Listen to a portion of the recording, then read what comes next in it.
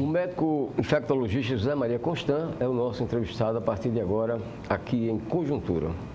Doutor José Maria, muito obrigado pela sua presença.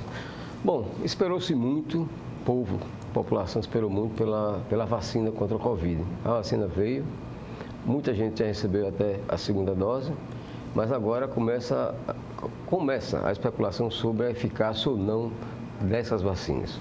O que é que o senhor teria a nos dizer sobre isso? Todas as 3 vacinas que nós dispomos aqui no Brasil são eficazes, em graus variáveis, mas todas as 3 são eficazes, cada uma com uma tecnologia diferente, mas vale a pena tomar uma das 3. Eu mesmo fui um dos primeiros vacinados pela minha idade, não só pela minha idade, mas pelo fato de ser profissional de saúde da linha de frente, e tomei a Coronavac, estou muito satisfeito e muito tranquilo. Eu lembro que a última vez que nós conversamos aqui, o senhor tinha acabado de tomar a segunda dose da Coronavac, né, e disse exatamente que estava muito tranquilo. Mas como é que explica, por exemplo, que pessoas que tomam as 2 doses da vacina consigam contrair Covid e algumas até a falecer? Existe toda a vacina, todas, desde que elas começaram a ser utilizadas, desde a velha vacina de Jena no século passado contra a varíola, todas elas implicam em falha.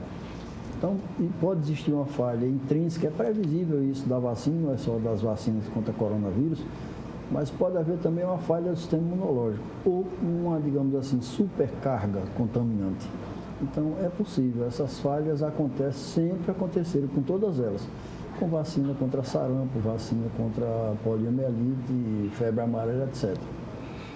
Isso não invalida absolutamente o trabalho de vacinação. Por incrível que pareça, eu tenho muitas pessoas conhecidas que não tomam vacina, não querem tomar de jeito nenhum, porque não acreditam no efeito. É uma pena. O que o senhor poderia dizer a essas pessoas? É uma pena. Eu poderia dizer a essas pessoas o seguinte, é que nós tivemos, aqui no Brasil, nós tivemos uma epidemia de poliomielite, paralisia infantil, nos anos 70, em muitos casos, inclusive eu, nessa época, era diretor do hospital chamado Constância de Góes Monteiro, que hoje é o Hospital João Alto, e nós tínhamos várias enfermarias com crianças com a chamada paralisia infantil. Nós podemos ver ainda hoje nas ruas de Maceió e de qualquer cidade brasileira, pessoas que têm sequelas da paralisia infantil. Então, o que eu quero dizer a essas pessoas é que foi a vacinação em massa, primeiro com a vacina por via oral, que é a chamada vacina Sabin, e agora com as 2, oral e injetável, e conseguiu controlar completamente a poliomielite. Nós não temos casos de poliomielite há mais de quase 30 anos. Então, é isso que eu tenho a dizer a essas pessoas. E vejam bem, se não fosse a vacinação, a polio não estaria controlada, a paralisia infantil não estaria controlada. Por quê? Porque ela é uma doença transmitida pela água. E nós sabemos que, por exemplo, a cidade de Maceió não é 100% saneada. Se alguém duvidar das condições sanitárias precárias da cidade de Maceió, é fácil. Pega o carro agora e passa pelo dique estrada e vai ver. Então, nas condições em que aquela população vive, que boa parte da população de Maceió vive, a despeito dos esforços de aumentar a rede de saneamento, se não fosse a vacina, a paralisia infantil continuaria, digamos assim, afetando crianças ou matando ou deixando as sequelas que nós vemos ainda hoje, pessoas com atrofia de membros, etc. Então, é isso que eu tenho que dizer a essas pessoas. Outra coisa, doutor José Maria, por falta da vacina, muita gente tomou a segunda dose bem além daquele prazo previsto pelas vacinas específicas. Cada vacina tem um prazo determinado para se tomar a segunda dose. Aí vem aquela questão que se faz, que se indaga muito. Faz efeito, mesmo tomando depois do prazo? Faz. Se digamos, a ultrapassagem de prazo não for muito longa, faz. Por exemplo, a Coronavac ela tem um prazo entre a primeira e a segunda dose de 21 dias, mas 20 dias ou até um mês de atraso não vai criar problema, porque o sistema imunológico, que é quem fabrica anticorpos, ele não tem calendário. Ele não está marcado para o dia 24 de maio, se não chegar, eu não atuo mais. Então, o ideal é que não haja atraso. Mas se houver um atraso que não for muito grande, a vacina será efetiva. Inclusive, o próprio Instituto Butantan, que é um órgão respeitável, é bom que se diga, bem como a Fiocruz, o próprio Butantan ele deixou isso bem claro. Não se preocupe, o ideal é que não haja atraso, mas se houver, a imunidade será efetivada. Essa questão do atraso foi uma estratégia, digamos assim, equivocada, chamemos assim, do Ministério da Saúde, quando eu até entendo essa estratégia, quando se disse, não, vamos aplicar tudo logo que se tem o estoque que tem, aplicar com a primeira dose, que a primeira estratégia era separar, aplicar, por exemplo, 10, separar 10 para a segunda dose. Mas naquela agonia, digamos assim, de vacinar, e é plausível essa agonia de vacinar muita gente uma vez só, não, vamos vacinar todo mundo e vamos esperar que chegue o material para a fabricação da segunda dose. Ora, esse material vem da China, não só da Coronavac, como a outra também. A vacina da AstraZeneca, da Universidade de Oxford, ela também, o IFA chamado, é fabricado lá na China. Então, houve atraso no envio desse IFA, por razões várias, e com isso a segunda dose foi prejudicada. O Ministério da Saúde voltou agora, que é ele quem normatiza essa questão de vacinação, voltou agora à estratégia anterior. Vacinar, tem 20 doses, vacina 10 pessoas, guarda 10 para a segunda dose. De modo que a gente vai caminhar, a gente vai chegar num estágio em que boa parte da população seja vacinada, para criar, aí sim, criar mais de forma efetiva a imunidade coletiva. Então, se nós temos 100 pessoas, 80 são vacinadas, as 20 ficam indiretamente protegidas por aquelas que estão já imunizadas. Por que o prazo para tomar a segunda dose da Coronavac é menor do que o prazo para tomar a segunda dose da AstraZeneca? Tem a ver com a da AstraZeneca, da AstraZeneca, o prazo, AstraZeneca não, desculpe, é a da Pfizer, tem um prazo semelhante à Coronavac, que é questão de estrutura de preparação da vacina. Elas são vacinas com tecnologias diferentes, as três. A da AstraZeneca parece um pouco mais com a da Pfizer, mas a tecnologia para fabricação da Coronavac é totalmente diferente, aliás, é tradicionalíssima, né? O que faz dela é uma vacina extremamente segura, porque ela utiliza uma técnica que já é utilizada na fabricação de outras vacinas, como, por exemplo, da febre amarela, que é fabricada desde 1937. Então, é uma vacina com vírus morto, inativado. É como a vacina da gripe, vírus morto. Já as outras duas têm uma tecnologia diferente, é isso que faz os prazos entre as doses serem diferentes.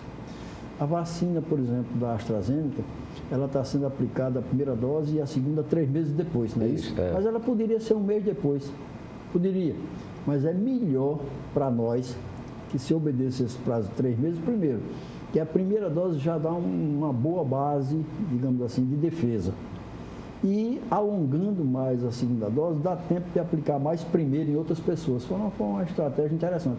Mas ela podia ser, a AstraZeneca poderia ser com prazo de 1 mês, 1 a 3 meses. Vamos escolher o mais distante, que é para, enquanto isso, vacinar mais gente com a primeira dose. Já se fala numa terceira onda dessa pandemia. É plausível uma afirmação dessa? É possível pelo seguinte, quanto mais o vírus se espalha, mais ele sofre mutações, né? Afinal de contas, ele também precisa se defender. A gente tem que também, digamos assim, ver a lógica do vírus. Eu digo às vezes na brincadeira que ele é também filho de Deus, pelo menos da natureza. A natureza protege todos os seres vivos. Então, quanto mais esse vírus se espalha, mais ele sofre mutações.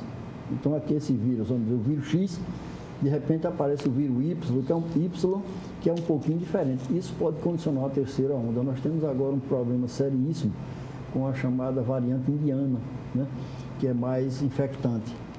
Então, é possível que nós tenhamos uma terceira onda. Não posso afirmar que nós já estamos numa terceira onda, mas de qualquer maneira nós sabemos que houve um incremento no número de casos. Não tanto o número de casos, mas do número de ocupação. Ora, se houve uma ocupação maior do número de leitos, é porque houve um aumento do número de casos, apesar do número de mortes estar reduzindo. Não digamos que essa redução do número de mortes é interessante, alvissareiro, não, porque uma morte só já é muito, mas de qualquer maneira a mortalidade está diminuindo. Mas a ocupação de leitos a semana passada aumentou. Então, é possível que nós tenhamos uma terceira onda. Por falar em mortalidade, como é que o senhor poderia explicar que de uns tempos para cá tem diminuído a idade das pessoas que são afetadas mortalmente pelo vírus? Talvez seja, Flávio, a melhor resposta para aquela pergunta que você me fez. O que dizer para as pessoas sobre a eficácia da vacinação? Você respondeu. A faixa de idade, a faixa etária onde a letalidade está ocorrendo mais é exatamente entre as pessoas que não estão ainda vacinadas. Note que a letalidade entre os idosos diminuiu, porque nós idosos já estamos vacinados há algum tempo. Então essa é a melhor resposta sobre a eficácia e a proteção que a vacina pode dar. Eu rezo para que rapidamente nós possamos estender a vacinação para faixas etárias mais novas, porque tenho pessoas na minha família assim. Eu tenho 2 filhos, 2 noras que não foram vacinados e eu tenho receio por eles. Então, a melhor resposta sobre a eficácia da vacina é essa aí. Inclusive aqui em Maceió, a letalidade nas faixas etárias mais avançadas diminuiu, em detrimento de faixas etárias mais jovens, de pessoas mais jovens que não foram ainda vacinadas. Então, Zé Maria, como identificar essas variantes do vírus? Só tem um jeito, é análise genética, digamos assim, do vírus. Não tem outra maneira. Você não pode identificar, digamos assim, vamos chamar no olho, ou então, digamos, por palpite, que é uma das coisas que também está prejudicando muito digamos, o enfrentamento dessa epidemia, é os palpiteiros, aqueles que de repente começam a divulgar na rede social isso assim, isso e aquilo, que só tem uma maneira. Você tem que analisar geneticamente o vírus e a sua estrutura genética é diferente desse aqui, então ele é uma variante, ele é uma mutação.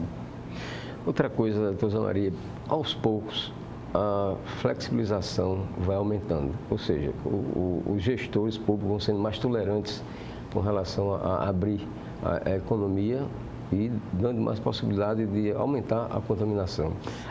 Até que ponto isso é tolerável, essa flexibilização? Eu não gostaria de estar realmente na pele dos gestores, porque eles sofrem uma tremenda pressão, né? Afinal de contas, fica aquela dualidade, saúde e economia. E a gente sabe perfeitamente que só pode haver uma economia se houver saúde. Agora, realmente a flexibilização ela pode, digamos, se tornar problemática, a despeito de que eu só tenho, digamos, aqui elogiar os nossos gestores. A gestão estadual está muito bem orientada, a Secretaria Estadual de Saúde e a Municipal também estão muito bem, digamos assim, conduzidos em termos dessa flexibilização. Agora, realmente, uma abertura maior pode comprometer essa questão do controle da epidemia, permitindo a disseminação maior do vírus, porque nós não temos ainda uma população maciçamente vacinada. Veja o que aconteceu, coisa linda aconteceu agora na Inglaterra. O governo inglês proporcionou um evento público onde as pessoas tiraram as máscaras e aglomeraram e a contaminação foi mínima. Mais uma resposta àquela pergunta da eficiência da vacina. Os Estados Unidos já se começou em determinadas cidades a deixar de utilizar máscaras. E eu estou com a minha ali, quando eu sair daqui vou botar. Não dispenso de jeito nenhum. Ok, muito obrigado ao Dr. Zé Maria Constant, infectologista, pela sua presença aqui nesta edição de Conjuntura. E muito obrigado a você também por nos acompanhar.